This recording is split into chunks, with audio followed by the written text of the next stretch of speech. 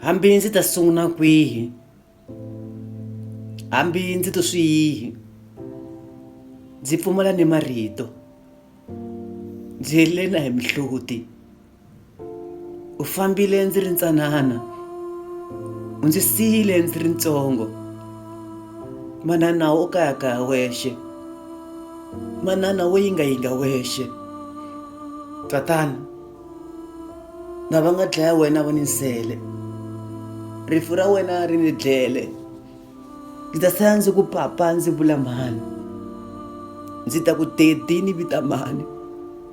U ndzi hlayisile ku ta fika la, u ndzi kurisile ku ta fika la. Moya wa wena u etlele kurhula, ndzi ta ku tsundzuka masiku hinkwawo tatana. Ndza ku rhandza, etlela hi kurhula papa, etlela hi kurhula tatana, etlela hi kurhula dedi.